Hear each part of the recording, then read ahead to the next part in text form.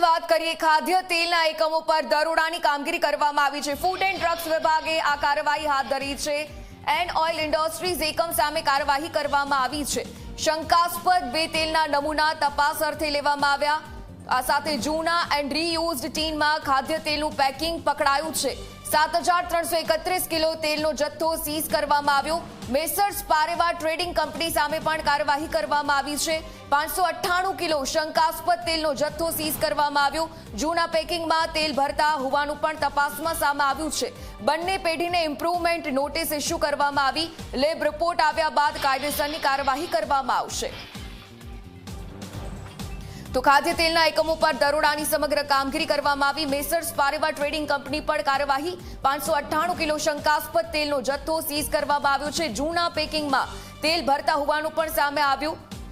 તો તેલ ભરતા હોવાનું સમગ્ર રીતે તપાસમાં સામે આવ્યું છે। બંને પેઢીમાંથી 5 તેલના સેમ્પલ્સ પણ હાલમાં પકડાયા છે। ખાદ્ય તેલના એકમો પર દરોડાની આ કામગીરી અને સેમ્પલ્સ બાદ આખરે લેબ રિપોર્ટ પછી કાયદેસરની કાર્યવાહી થશે।